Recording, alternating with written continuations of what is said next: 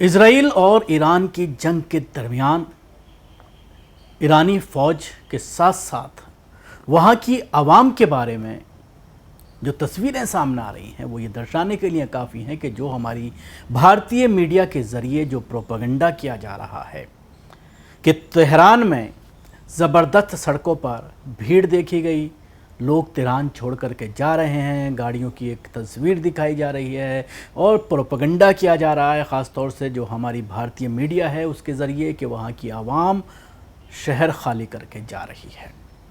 लेकिन ये महज एक प्रोपेगेंडा है, ये महज इल्ज़ामात हैं जिससे आप अंदाज़ा लगा सकते हैं। कुछ ऐसी तस्वीरें सामने आ रही हैं जो ईरानी कौम का जज्बा दिखाने के लिए काफ़ी हैं कि किस तरह से वो इस जंग को ये मान कर के चल रहे हैं कि ये इस्लाम और बातिल के दरमियान ये जंग है और इस्लामी जज्बे के साथ वो अपने काम को बखूबी अंजाम दे रहे हैं और उसके लिए उन्हें कुछ भी करना पड़े।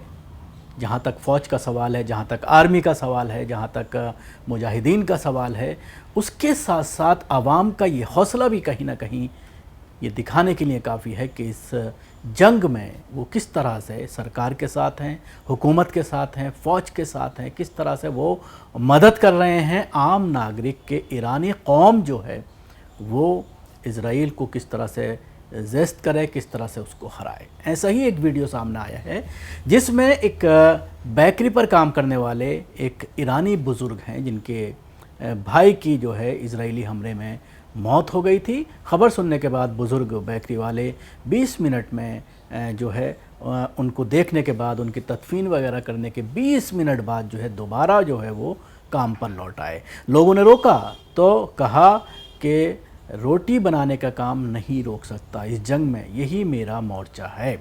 इज़राइल और अमेरिकी लाख कोशिश कर लें, देश के लिए असीम समर्पण और कुर्बानी देने वाली कौम का हौसला नहीं तोड़ सकते। जंग में हर एक का अपना मोर्चा होता है, सिर्फ देश के लिए। कोई अपने देश के लिए रोटी बना रहा है तो कोई फैक्ट्रीज़ में बिना थके लगातार काम कर रहा है। और जब इस तरह की मिसालें सामने आती हैं तो अगर आप हिस्ट्री में भी ये देखेंगे कि कौमें किस तरह से कामयाब हुई, किस तरह से खिलाफत उस्मानिया की अगर हम बात करते हैं, किस तरह से उसकी बुनियाद रखी गई।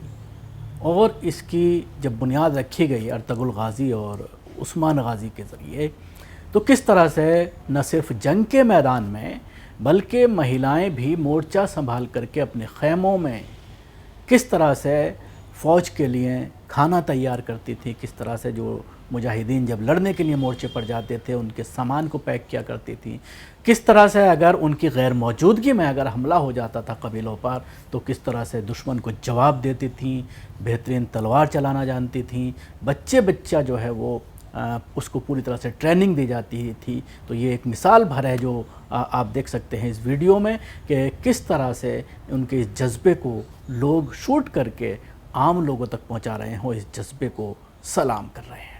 آن خیابون شهید وفایی ملایر نانوایی کوچه امین هستیم. آقا شاطر مجتبی ما تقریبا نیم ساعتی پیش خبر شهادت برادرش شاطر کاووس رو دادن. میگه خوش به سعادتش، ایشون سعادتمند شد.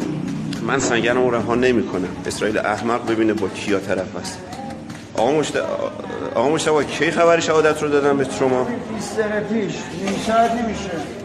حالا چجور شده شما 20 دقیقه پیش خبر شهادت برادرت اومده، شما چطور وایسادین؟ لزومی نداره برم به خاطر این مردم نون نمیخوان، این مردم گناه کردن. این سنگر ما هم همین جای دیگه، ما هم بالاخره درود بر شما، به وظیفمون عمل کنیم. درود بر شما. اسرائیل هم بذار بدونه که با این کارش هیچ کاری از پیش نمیبره، هیچ غلطی هم نمیتونه بکنه. درود بر شرف شما. یا علی مثل اینم که شهید بشه باز ما کار خودمون انجام میدیم. درود بر شما. لعنت بر اسرائیل.